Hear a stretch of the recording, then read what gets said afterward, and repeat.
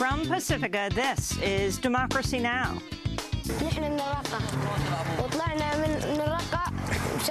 We are from Raqqa, and we left Raqqa because of the shelling. We came to Salabiye, running away from the shelling. Hopefully, with God's will, we will go back to Raqqa when it is liberated. As the U.S.-led coalition launches over 100 airstrikes on the Syrian city of Raqqa in recent days, Amnesty International warns hundreds of civilians have been killed and injured since the U.S.-backed offensive began in June. Then, as thousands of Muslims march against violence after last week's Barcelona van attack, we'll speak to prominent Muslim scholar Tariq Ramadan. And we look at President Trump's warning to Pakistan. We can no longer be silent about Pakistan's safe havens for terrorist organizations, the Taliban, and other groups that pose a threat to the region and beyond. All that and more coming up.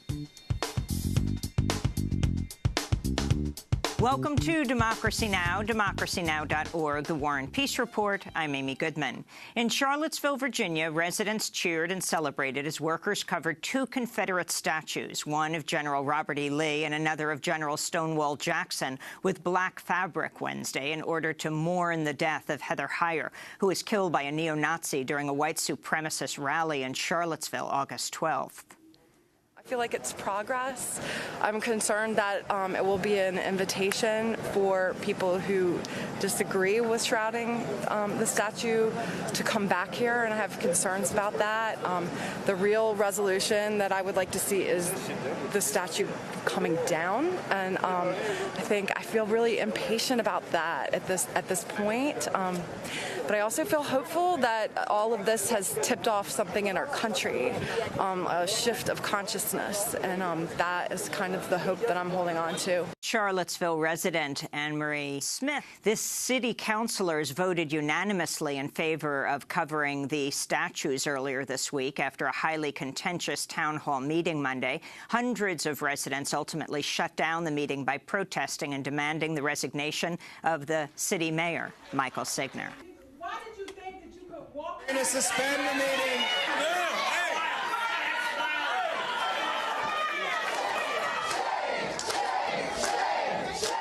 Charlottesville is holding another town hall tonight with the Justice Department. Meanwhile, white supremacist Christopher Cantwell has surrendered himself to Virginia police and admitted he attacked an anti-racist protester with pepper spray August 11th, the night hundreds of torch-bearing Ku Klux Klan and neo-Nazis rallied at the University of Virginia. Cantwell's facing 3 felonies. This is Cantwell speaking with Vice reporter Elle Reeve about Ivanka Trump. Trying to make myself more capable of violence. I'm here to spread ideas, talk, in the hopes that somebody more capable will come along and do that. Somebody like Donald Trump, who does not give his daughter to a Jew. I don't think that you could feel about race the way I do and watch that Kushner bastard walk around with that beautiful girl. Meanwhile, the Trump administration has issued a permit for a white supremacist rally in San Francisco this weekend. On Wednesday, the National Park Service approved the rally despite the objection of local leaders. The armed right-wing extremist group, the Oath Keepers, says they'll send members to the rally. Major anti-racist counter-rallies are already being planned. In Syria, the local journalistic group Raqqa is being slaughtered silently, says the U.S.-led coalition has launched over 100 airstrikes in Raqqa over the last few days, and that the airstrikes and U.S. artillery fire have killed dozens of civilians since the weekend. The major bombardment comes as Amnesty International released an in-depth investigation documenting how hundreds of civilians have been killed and injured since the U.S.-backed offensive began in June to seize control of the ISIS stronghold. Survivors and witnesses told Amnesty International they were trapped between ISIS militants on one side and U.S.-led coalition forces' constant barrage of artillery strikes and airstrikes on the other side. We'll have more on the U.S.-backed offensive in Raqqa with Amnesty International after headlines. Meanwhile, in Paris, friends and family members gathered for the funeral of the Syrian actress, activist, and poet Fadwa Suleiman, one of the most recognizable faces of the Syrian revolution. Despite being of Alawite descent, like Syrian leader Bashar al-Assad, Suleiman rebelled against the regime and helped lead major nonviolent protests in Homs. She was pursued by state security forces, forced to flee Syria in 2012. She died of cancer last week at the age of 47. This is Syrian activist Mazen al-Hamada. Fadwa is one of the brilliant Syrian women who have given us a beautiful example of the Syrian revolution, even though she was somewhat considered part of the Assad regime. But she rebelled against this regime after she saw her people demanding their freedom and dignity, joining them in the revolution, even leaving behind her popularity. In Yemen, a U.S.-backed Saudi-led airstrike north of the capital, Sana'a, killed at least 41 people Wednesday when it struck a hotel. Local doctors say the victims were farmers and that there were up to 100 people inside the hotel at the time of the attack. Some witnesses, however, told the AP the victims included Houthi rebels. The death toll is expected to rise as more than a dozen bodies are still buried under the rubble. This is emergency worker Yahya Hussein. The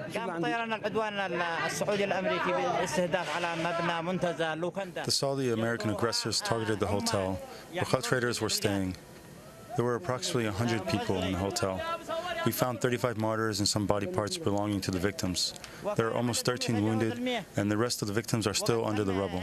President Trump's son-in-law and senior advisor Jared Kushner visited Saudi Arabia Tuesday, where he met with Mohammed bin Salman, the new crown prince and defense minister in charge of the ongoing Saudi bombing campaign in Yemen. Kushner also met with Egyptian President Abdel Fattah al-Sisi in Egypt Wednesday, following the U.S. decision to withhold some military funding to Egypt amidst Egypt's deteriorating human rights conditions.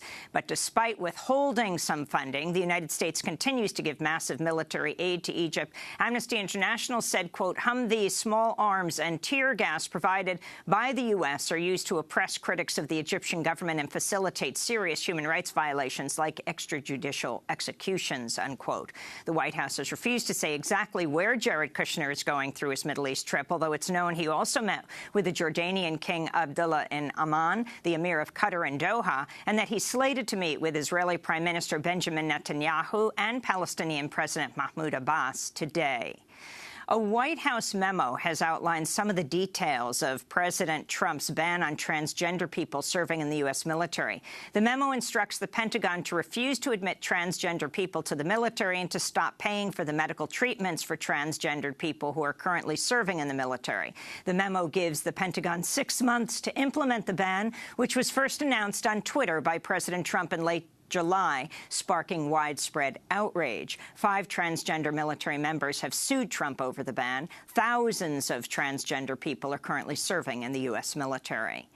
The Indian Supreme Court has ruled in a landmark case that individual privacy is a fundamental right under the Constitution, a ruling that could threaten the future of the world's largest biometric identification program.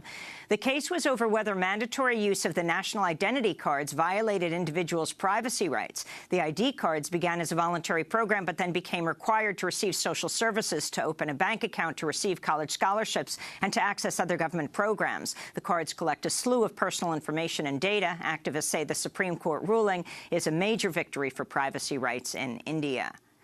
The science envoy for the U.S. State Department, Dan Kammen, has resigned in protest of President Trump's refusal to quickly condemn the deadly white supremacist violence in Charlottesville, Virginia, earlier this month. In his resignation letter, Kammen writes, quote, "Your presence in the White House harms the United States domestically and abroad and threatens life on this planet," unquote. The first letter of each paragraph of his resignation letter spells out the word impeach.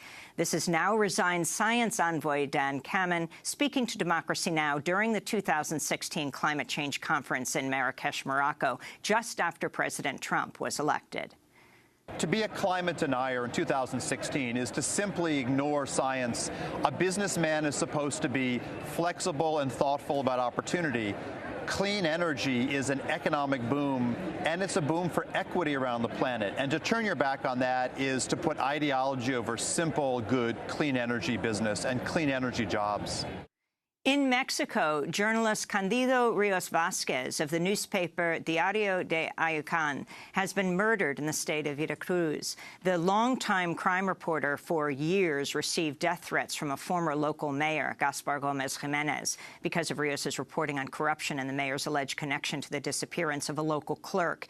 His wife says hired men had beaten him up in his home and had threatened to cut out his tongue. This is his wife, Hilda Martinez. I ask that justice is done and that they do a thorough investigation to see if it was personal or what. Since Gaspar Gomez Jimenez always threatened him with death, I am not too sure. I also want security for myself, so they don't do the same thing to me. The reporter was shot to death Tuesday despite being enrolled in a government program aimed at protecting the lives of journalists. He's at least the 9th journalist killed in Mexico so far this year. Meanwhile, the dismembered remains of Swedish journalist Kim Wall have been discovered washed up on a Copenhagen beach.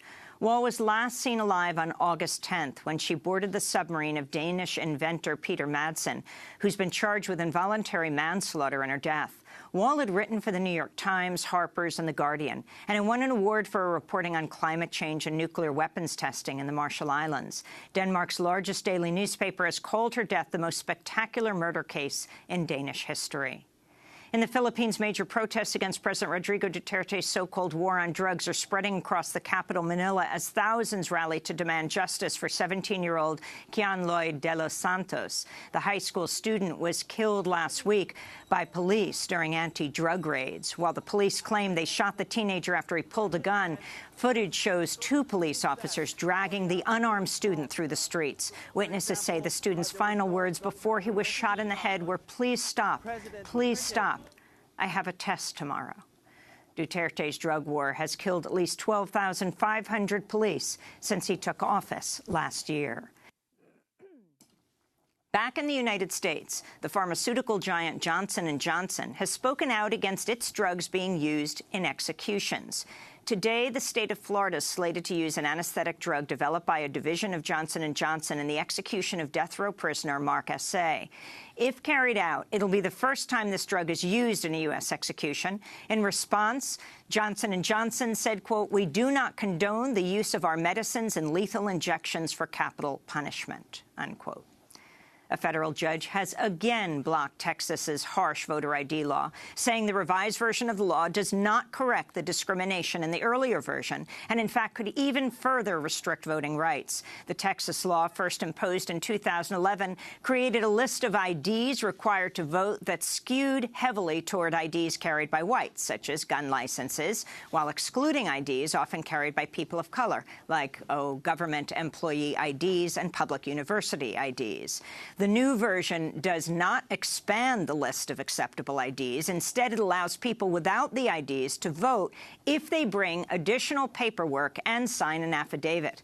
But Judge Gonzalez-Ramos says the criminal penalties attached to lying on the affidavit could deter people from voting because they could fear prosecution if they make an honest mistake on the form.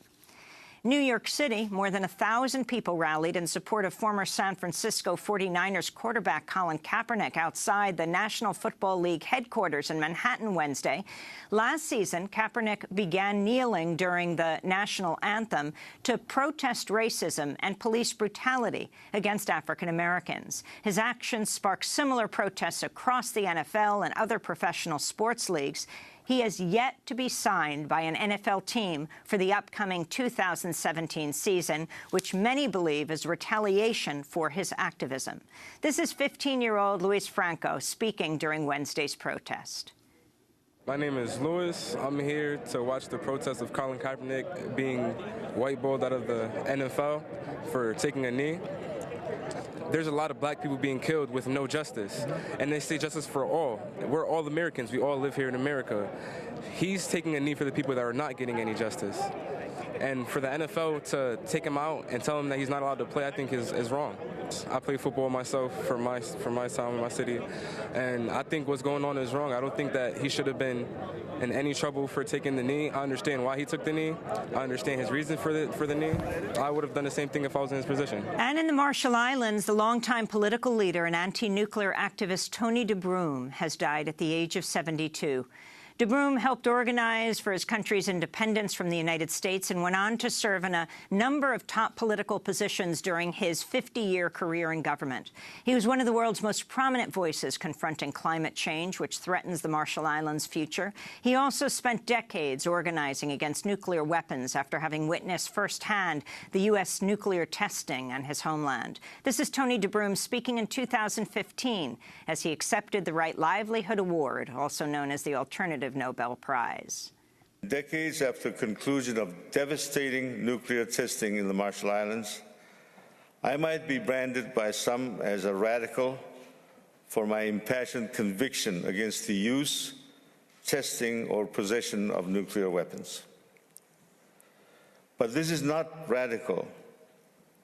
It is only logical.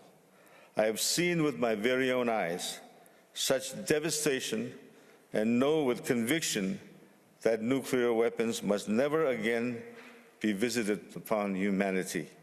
Between 1946 and 1958, the United States conducted 67 large-scale nuclear tests in the Marshall Islands. That is the equivalent of 1.6 Hiroshima shots every day for 12 years. Tony DeBroom died in the Marshall Islands at the age of 72. And those are some of the headlines. This is Democracy Now!, democracynow.org, The War and Peace Report. I'm Amy Goodman. And I'm Narmeen Sheikh. Welcome to our listeners and viewers around the country and around the world. In Syria, the local journalistic group Raqqa is being slaughtered silently. Reports dozens of civilians have been killed by U.S.-led bombing and artillery fire over the last few days in the ongoing battle to seize control of the city of Raqqa from ISIS. The group says as many as 32 civilians were killed amid bombing in one neighborhood alone. Among the victims were 8 members of a family who had fled to Raqqa from earlier fighting in Palmyra. A local Syrian journalist with the outlet Sound and Picture reports, quote, "The city is devoid of doctors and the market is devoid of food. What food there was in our fridges has rotted because of the absence of electricity," unquote. Amnesty International has just released an in-depth investigation documenting how hundreds of Raqqa civilians have been killed and injured since the offensive began in June to recapture the ISIS stronghold. Survivors and witnesses told Amnesty International they were trapped on all sides between ISIS militants, the U.S.-led coalition forces' aerial bombardment, and Russian-backed Syrian government airstrikes. Amnesty is now calling on all warring parties to prioritize protecting civilians and granting them safe passage. We go now to Donatella Rivera, Senior Crisis Response Advisor at Amnesty International. She authored the new report titled, "I Won't Forget This Carnage, Civilians Trapped in Battle for Raqqa, Syria." Donatella Rivera, thanks for joining us from London. Why don't we begin where you just lay out the findings of your report and what people said to Amnesty in Raqqa? The civilians who have been for 4 years under the brutal dictate of ISIS are now completely trapped in the city. They are unable to escape because ISIS uses them as human shields. The ISIS fighters have mined the escape routes, and they are actually shooting at civilians if they see them trying to flee. At the same time, they are under a barrage of artillery shelling and aerial bombardment being carried out by the U.S.-led coalition forces, who are operating on the ground in partnership with a local armed group, the Syrian Democratic Forces. This is a mostly Kurdish group, certainly Kurdish-led, with the participation of other local fighters. They are the ones who essentially give the coordinates and call in the strikes, and then the U.S.-led coalitions, which are made up really on the ground of mostly U.S. forces, are the ones who then fire the artillery shells or drop the bombs, and that's where a lot of civilians are getting killed. The fact that ISIS embeds itself with the civilian population, that tries to use them as human shields, all that has been known for a long time. So I think that we can presume that all of that was factored in when the battle plan were being drawn and the strategy was being laid out.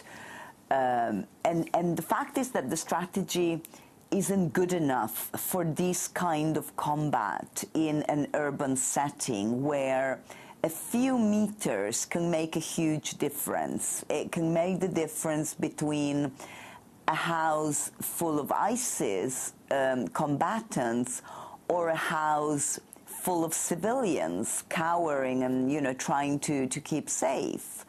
Therefore, the concern that we have at the moment is that the use by the U.S. coalition of munitions which are not as precise as they could be. Both the artillery shells and the bombs that are being dropped from aircraft are they're not always precise, especially the artillery shells. They also have a very wide impact radius, and so they cause a lot of damage well beyond the point of impact, well beyond the intended target. And that's how so many people have been killed. Secondly, virtually all the civilians I spoke to who had managed to escape Raqqa managed to do so by crossing the river in small boats because the bridges were bombed by coalition forces earlier in the year. So knowing that the river is the main escape for civilians, U.S. coalition forces have dropped leaflets telling people not to use boats across the river because they will be bombed. And General Townsend, the U.S. commander of the coalition forces, said recently, and that basically that they bomb every boat. I quote him. He said, "We bomb every boat." Now, that is extremely worrying and absolutely unacceptable. Donatella, you were critical of, the report is critical of the kinds of weapons being deployed by the coalition forces. But the U.S. military has said again and again that they're using the most precise weapons they have in their attempt to retake Raqqa from ISIS. But what did people there tell you about the effects of the bombardment? I spoke to many families who literally run from place to place and still didn't manage to be safe and lost family members. We had repeated testimonies of people who, as the artillery strikes, the artillery barrage started to hit the neighborhood, tried to run away. But, that's what people told me. You really didn't know where to run to because you didn't know where the next shell is going to come from. So artillery shells fired in salvos, falling all over the place, over an area of like several streets, hitting 10, 12 houses. It may well be that some of those houses were legitimate military targets where there were combatants, but a lot of the others were civilians. Now, it is certainly not the case that the coalition is using the most precise munitions available. There are much more precise munitions which have also a much smaller impact radius, and it means that they don't pose so much danger to people other than the target that has been chosen. It means that people who may be 50, 100 meters away will not be at risk to the same extent as they are with the kind of munitions that are being used at the moment. According to Air Wars, on June 5th, I wanted to ask you, Donatella, U.S.-led airstrikes killed as many as 21 civilians at the river waiting to escape by boat. The coalition actually acknowledges launching 35 airstrikes that destroyed 68 boats between June 4th and June 6th. So even as people try to flee. Absolutely, especially people trying to flee. The river has been the main area through which people have escaped, both the residents of Raqqa, who were trying to get out of the city, but also the residents of the villages to the south of Raqqa, who were trying to escape the indiscriminate bombardment from Syrian government forces, backed by Russian forces, who have been launching indiscriminate attacks, including with internationally banned cluster munitions, on the displaced people. And so again, those people were able to get out of those areas and to get to safety. Those who managed to do so, they did so via the river, by crossing the river. So to target any boat, as General Townsend said, is tantamount to launching indiscriminate attacks, and that is in violations of the laws of war. Well, Donatella, you've been talking about how difficult it is for people to flee Raqqa, but Doctors Without Borders, or MSF, has quoted a survivor who did manage to escape, who said, "In Raqqa city, if you don't die from airstrikes, you die by mortar fire. If not by mortars, then by sniper shots. If not by snipers, then by an explosive device. And if you get to live, you're besieged by hunger and thirst, as there is no food, no water, no electricity." So what is Amnesty calling on coalition forces to do for those people who do manage to make it out?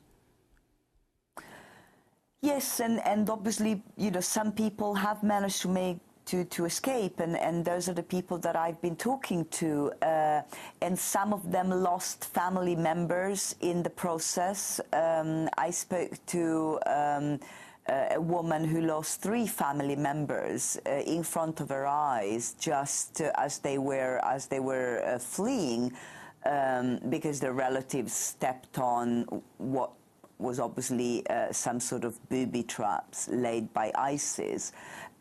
So several of the people I've spoken to went through that traumatic kind of incident as they were trying to escape.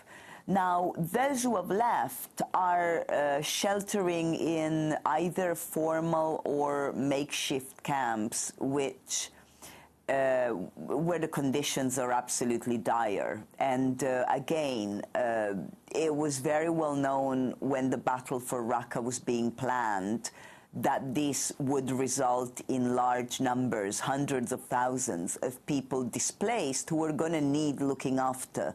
They were going to need food and water and accommodation and medical care.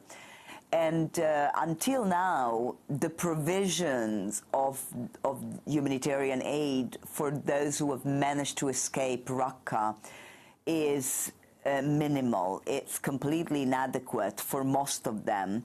And for those who are in areas further removed, they are getting no aid at all. I saw people in makeshift camps, literally in the middle of the desert, who had received absolutely zero humanitarian aid. And once again, we get back to what should be a very simple equation. If there are funds for the war, there should be and there must be funds for the consequences of the war. It is, you know, this is not a surprise. This is something that should have been prepared, budgeted for. The humanitarian aid should have been already, you know, pre-positioned in areas where people were going to be arriving. Instead, we're almost 3 months into the final phase, and there are a lot of people who are not getting any humanitarian aid, and that's unacceptable, and it must change. Amnesty is also saying that the U.S.-led coalition is using white phosphorus munitions on the outskirts of Raqqa, and that it's unlawful and may amount to a war crime. Can you talk about what you found?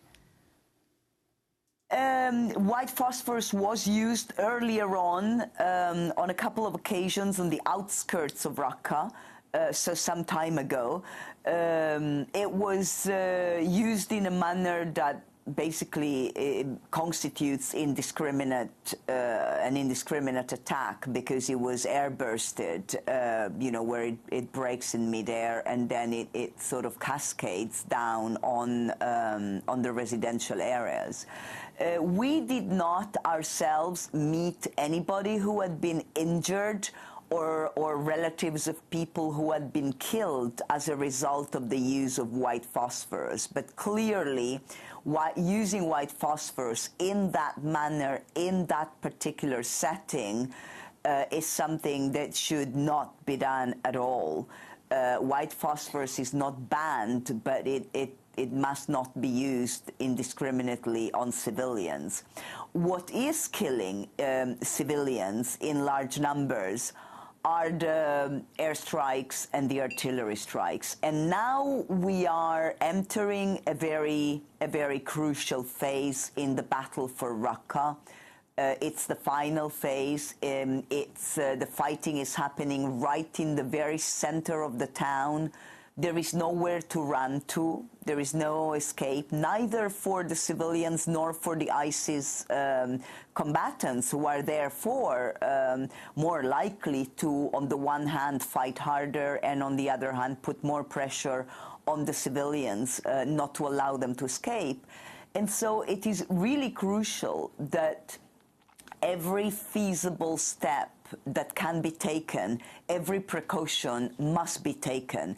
And there are precautions that can and must be taken in terms of the choice of munitions and the choice of strike locations. If it's not possible to verify that a certain location is absolutely a military target, then the strike should not go ahead, because we have seen too many families who have lived in the hell of a diktat of ISIS for 4 years and who are now being killed just as ISIS is being ousted and from their city, when they could have a chance for a better life, and instead they're being killed in the process. And that has happened far too often. When it comes to the U.S. forces, they're not only bombing Raqqa from the air, but there are hundreds of military on the ground, like Rangers and others, Donatella. We just have 20 seconds. Yes, the U.S. soldiers are the main ones who are carrying out the artillery strikes. That's their main task. Donatella Rivera, I want to thank you for being with us, Senior Crisis Response Advisor at Amnesty International, authored the report that we'll link to, I Won't Forget This Carnage, Civilians Trapped in Battle for Raqqa, Syria, speaking to us from London. This is Democracy Now! When we come back, we head to Geneva. Thousands of Muslims marched in Barcelona against violence after the attacks last week. We will go to Geneva to get the latest. Stay with us.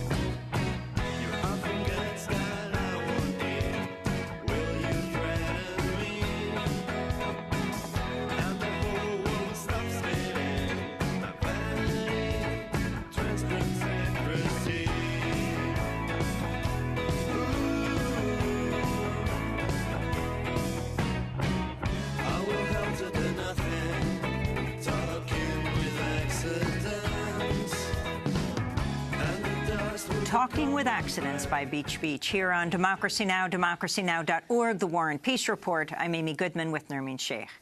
Spanish police are continuing to investigate last week's attack in Barcelona, where 15 people died after a van plowed into a crowded walkway along Las Ramblas, the city's most famous avenue.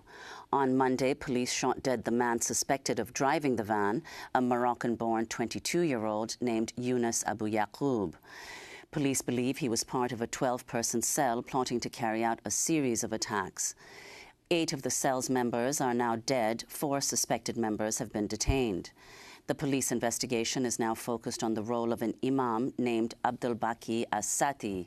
He died on the night before the Barcelona attack in an explosion at a house where police say bombs were being made. The events of the past week have shocked many in Barcelona. On Sunday, thousands of Muslims, many from Morocco, marched against violence in Barcelona, chanting, "Islam is peace and not in my name." We go now to Geneva to speak with Tariq Ramadan, professor of contemporary Islamic studies at Oxford University. He's the author of a number of influential books on Islam and the West, including Western Muslims and the Future of Islam, and In the Footsteps of the Prophet, Lessons from the Life of Muhammad.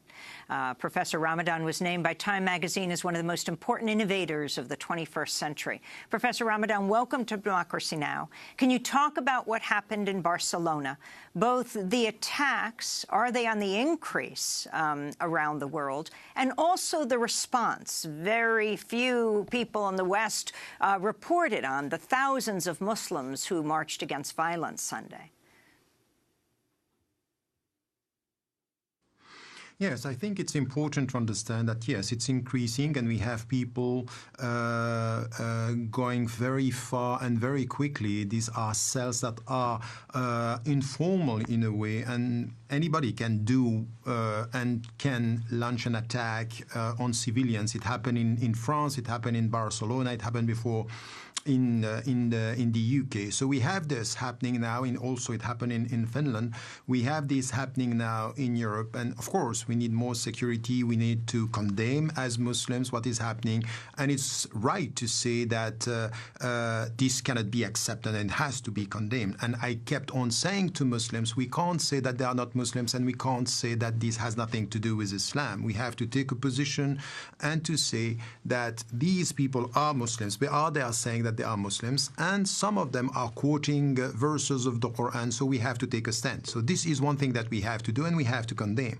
What was done by, Muslims in Barcelona, and not only in Barcelona, because it happened in many other countries, is demonstrating and saying not in our name. It happened also in the States, by the way, with some of the things that were done by Muslims by saying it's not us. The problem, and as you said it, it's not covered a lot by the media. It's as if there is a narrative that is imposed onto us, which means, yes, we know that these people are radicals or violent extremists, as we told them, and we are talking a lot about radicalization, even though, by the way, if we go to figures and facts, we understand that many of these young people were not even practicing Muslims 2 weeks or 3 weeks or 1 month before what they did. So we have to be very cautious when we speak about radicalization, because the notion of radicalization means that, in fact, they were practicing Muslim, and step by step they became radicalized, which is not, in fact, the case for the great majority of these people. So the narrative that is imposed onto us is to say we have a problem with violent extremists, but at the same time, Muslims are not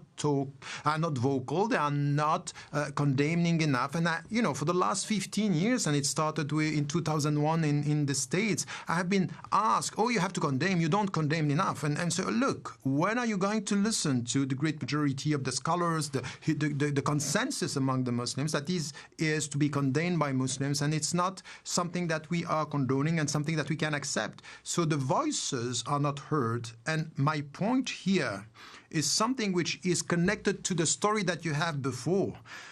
The narrative that is imposed onto us is, in the name of this war on terror, it's, yes, the violent extremists, the Muslims and the violent extremists are the problem, but Islam per se is a problem. To the point that when, for example, we go to Syria and we go to Iraq and we are targeting Daesh and saying we are targeting the violent extremists and these people, at the same time, the innocent people within the city in Raqqa, for example, are not so much important, because at the end of the day, they are also part of the big picture that we are making. Islam is a problem and the civilian Muslims are the problem. I think that this is very, very dangerous, because the narrative that is behind the whole stories that we have now in the Middle East as well as in the United States of America or in Europe today are very dangerous, because it as if it normalizes a way of treating people in a way which is discrimination, racism, and targeting and stigmatizing a portion of the European citizens, because at the end of the day, Muslims are American citizens, European citizens, Western citizens. Well, Professor Ramadan, could you explain, though, why it is, or elaborate on why it is that thousands of Muslims, in fact, from Europe, have gone to the Middle East to fight on behalf of ISIS, in addition to those who carry out these attacks within Europe? And many have pointed out that one of the common traits amongst those who are perpetrating these attacks in Europe is that they tend to be young men who are below the age of 25. So can you talk about the significance of that, of this particular demographic in different European countries, and why they're increasingly drawn to ISIS? I think it's deeper than that. It's not only young people, all the facts and figures, and we have been working with the European Muslim Network I'm chairing in Brussels. We have been even seeing some and had some testimonies coming from people who were going to leave, or who left and came back on their way from Turkey. And what they are saying, it's true, they are very young. By the way, it's not only men, but it's also women that are now much more involved. Some of them are going there, not very much involved in terrorist attacks, but they are involved in and they are attracted by the same way. We are going there to support the Muslims who are targeted in Syria, and we are going to free the country and support the so-called Islamic State. If you look at the facts and the figures and even the stories behind, you can see that the great majority of them are not practicing Muslims and very often completely disconnected from the Muslim organizations on the ground. And some of them, 80% of them have not more than 8 or 6 weeks of practicing their religion. And even some of them are not practicing Islam the day before. So we need to understand here that there is something which has to do with instrumentalization, attraction towards something being a hero, which is not a religious attraction. It's something which has to do also with a perception of the world where the feeling is frustration, discrimination, and the feeling of being victims in the narrative that we have today in the West as Muslims. And we need to get this right. We can't disconnect the narrative that we are imposing and the consequences. It doesn't mean that we are not condemning, but we need to understand that the great majority of the reasons behind the whole thing has nothing to do with a religious framework or religious reference. It's much more a political and a wrong political understanding connected to frustration on the ground when it comes to the image of being a Muslim in the West today, the image of, some of them are very well educated, but at one point, in many countries in Europe, whatever you do, it's never enough. Why? Because the narrative about stigmatizing Islam and being or mistrusting the Muslims is something that is there. So we cannot justify it, but we need to understand, and I keep on repeating, to try to explain is not to justify. To try and to explain is to try to understand what is happening. It comes with your question. And I would say here that the governments, and the answer coming from the governments, the only answer that we have now is targeting them and coming with security policy. It's as if the narrative is not there. It's as if today, when it comes, for example, to the Black Life Matters and the situation of the black people in the United States of America, you just look at what they are doing and you say it's a security matter, and you don't understand that there is a very old narrative there making or connecting the black people to insecurity and violence. And then you justify the whole policy of discrimination in the name of the narrative that you created. That's exactly what is happening with Muslims. So this is why it's connected in a way. What we are saying about the Middle East today, what we are saying about Western Muslims today is connected to violence, mistrust. So if you are an American Muslim citizen or a European Muslim citizen, and you look at the picture, you look what is said about you in this society, it's negative. It's that you are suspected, you are not to be trusted, and you are not bringing anything good within the society. So at the end, if you look at the way, for example, all what you are saying, what Donatella was telling us about what is happening in Raqqa, it's as if the life of these people, the innocent people, the civilians who are trying to flee the bombarding of the coalition are targeting themselves. It's as if these civilians have no value. So if you are citizens, we don't have a value here, they don't have a value there, I'm going to go and I'm going to save my life by being a hero over there. So, of course, once again, we condemn this, but we want to come with the big picture and to say, yes, not in my name violence, but please, as an American citizen, tell your government, not in our name what you are doing in Iraq, what you are doing in Syria, not in our name the fact that you are dividing the Middle East and you are supporting, for example, Israel and letting now the Palestinians being killed, not in our name. So as much as we are expecting from Muslims to say not in our name, let us come together as Western citizens, say not in our name what you are doing. And what is said, the report of Amnesty International, is just showing how unacceptable is the American policy in the region by targeting people, boats, where civilians are trying to flee. And we accept this, and we don't speak about it. It's not covered by the mainstream media. We need the Democracy Now! To come and say, look, this is something serious here. We are also to be blamed in the way we are dealing with the issue.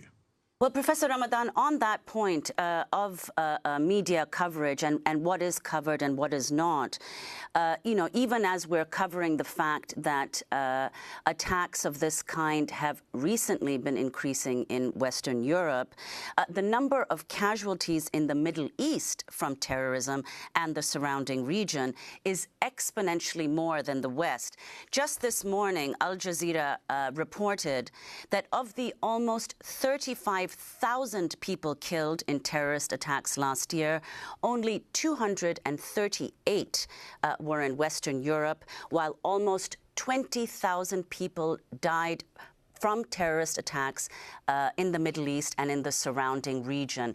So, Professor Ramadan, can you talk about that and the disproportionate coverage that's given to victims in the West as against these literally tens of thousands in 1 year killed in the Middle East? Look, you said it all. That's exactly what is happening. Our coverage of our dead has nothing to do with the coverage of the people who are dying over there. It's as if we don't care. There is something, as I told you, in the name of this war on terror, we have been, or we are in, or a narrative is imposed onto us that our people are more innocent than their civilians. Their civilians are not so innocent. You know why? Because at the end of the day, they are still Muslims or living in a Muslim-majority country or in the Middle East. So connecting this to the big picture, it's as if they are not as innocent as we are. While our governments in the West, the United States of America and the European governments, are now dealing with the situation in a way which is unacceptable against the Geneva Conventions, against all the laws of war, all the agreements that we have, the international resolutions that we have. We are not respecting this. And we are imposing a narrative that their killing, it's to be normalized because we are dealing with violent extremists. And the media are not helping us in this. It's just the marginal media that are covering by saying, look, if you look at figures, who are the victims? Do you want the Muslims to go in the street and to say, not in our name because the people were killed in Barcelona? What about the Syrian people? What about the Iraqi people? What about Yemen now? What about this ally of the West? We are selling them billions. Weapons for billions, and they are paying the Saudi Arabia, and they are killing innocent people in Yemen. We don't care. It's nothing. It's as if it's nothing that their civilians are not to be valued. That's just unacceptable. And it gives the perception in the Middle East and within our societies in the West that the life of the Muslims or the life of the suspected Muslims or the civilian Muslims or the innocent Muslims has less value than our lives. So, and by the way, let us also be clear. We need to condemn, but we also need to try to get these people. I'm not so happy by the fact that every time something happens, we are killing the people. We don't know who they are, what happened exactly. We killed them. And I was in Africa with people telling us, I don't understand the logic of what we are, the way we are dealing with terrorists, because we keep on trying to kill them, and that's it. We don't want to catch them and to understand what is happening. So there is something which is not acceptable, even in the way we are dealing with people who, yes, they are terrorists, and we have to get with more security and to catch them. But let us try to understand and how we are going to deal with this, and not being happy only because we killed them, and that is what we want. So I would say that the media coverage now, it's nurturing this narrative that was coming from the starting in 2001 with this war on terror, normalizing something which is we can do whatever we want in the Middle East, or accepting even to target civilians there, because at the end they are part of the problem. And part of the problem, if the civilians are part of the problem, what we mean and what we get out of this is that the narrative is saying it's not only the violent extremists that are problematic, it's Islam per se. It's the Muslims are problematic. And I would say here that if we don't address this issue, if we are not serious about this, if we don't ask the journalists to respect the minimum of the common principles, which is treat all citizens, all innocent people the same way, here in the States or in Europe, as well as in the Middle East. If you don't start with this, it means that you have a double standard, that you are nurturing a sense of frustration for the victims, and at the end, they are not going to accept this without reacting to it. So we can't condemn the reaction. Let us condemn the reasons why things like this are also happening. Tariq Ramadan, we want to thank you for being with us, Professor of Contemporary Islamic Studies at Oxford University, author of a number of influential books on Islam in the West. He was banned from the United States under the Bush administration for 6 years, was supposed to teach at Notre Dame, but became a professor at Oxford University instead. This is Democracy Now!, democracynow.org, The War and Peace Report. I'm Amy Goodman with Nermeen Sheikh. Back in a minute. Oh, my.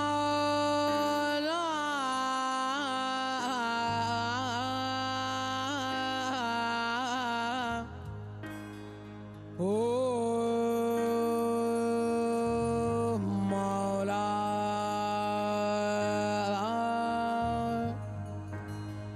Mawla.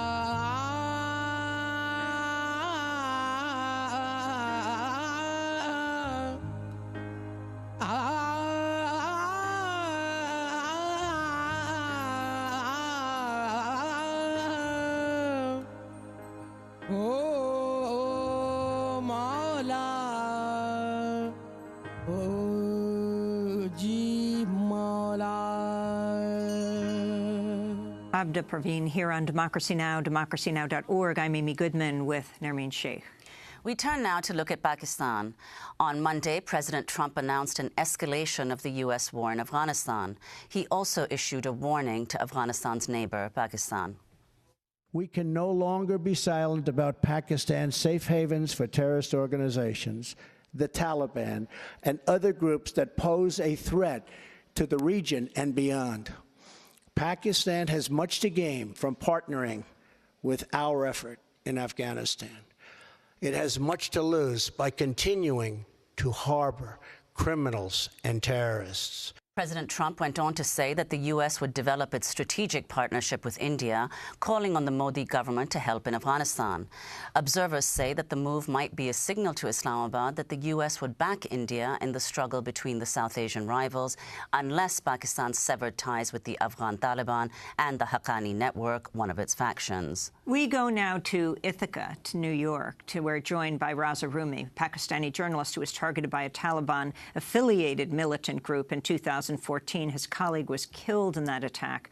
Rumi moved to the U.S. soon after and now teaches at Ithaca College in New York. His book is titled The Fractious Path, Pakistan's Democratic Transition. Welcome to Democracy Now!, Rumi. Can you start off, Professor Rumi, can you start off by responding to what President Trump said in his Monday address? Yeah, I mean, Mr. Trump's new strategy, or lack thereof, I mean, has been in the news both here and in Pakistan, which I follow closely. And, you know, it is a real sad reflection that after 16 years of U.S. engagement in Afghanistan and its presence and spending trillions of dollars, the U.S. war machine still finds itself in a tight corner. I mean, there's no sign of a quote-unquote victory.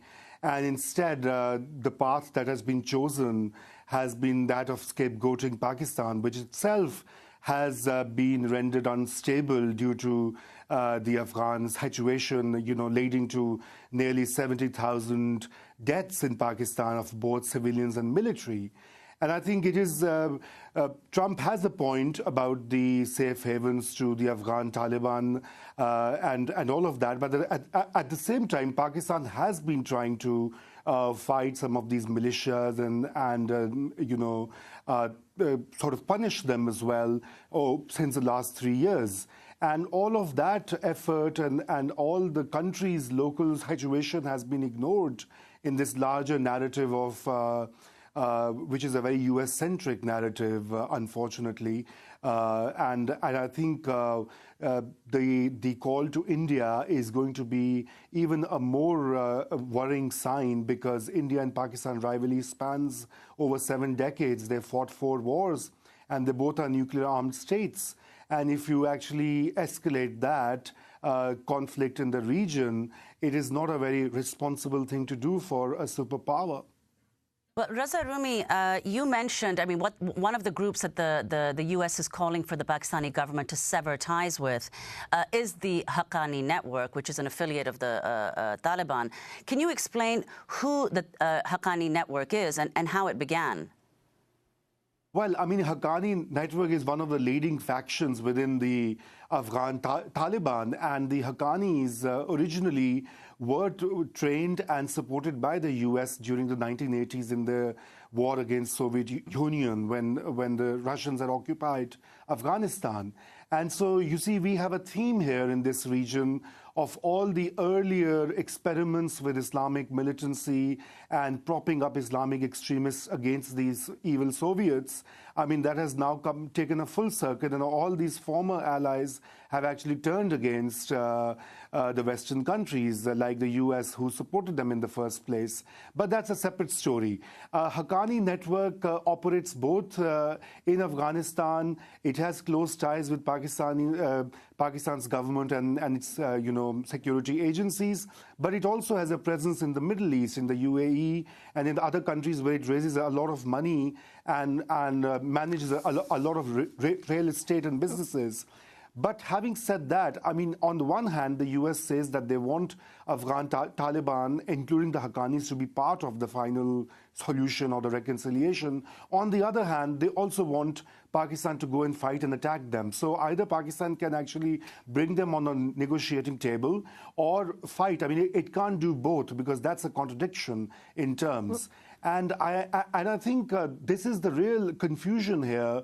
And over the last few years, the mistrust has grown so much between Washington and Pakistan that now it has come to this point where the Pakistani army chief has responded by saying, we don't need your aid at all, and we need your trust. Raza Rumi, so I wanted to quickly ask you, we have just 40 seconds, about the point that many have made that Trump is unlikely to pursue a diplomatic solution in Afghanistan because, well, for example, there's no U.S. ambassador there. The State Department had a special office working on a regional solution to the Afghan war, but Tillerson disbanded it. Your response to all this in 10 seconds. Yes, absolutely. This whole Trump's speech is a military solution which has been tried and tested and failed. And in fact, what it needs is more diplomatic engagement and some more attention towards State Department, where hundreds of positions apparently are lying vacant, including that of the representative for Afghanistan and Pakistan. So I guess it's a bit of an alarming situation, because this military solution has not worked over the past 16 years. How is it going to work now? Raza Rumi, we have to leave it there. Pakistani journalist targeted by the Taliban in 2014. He now teaches at Cornell and Ithaca colleges. I'm Amy Goodman with Nermeen Sheikh. Thanks so much for joining us.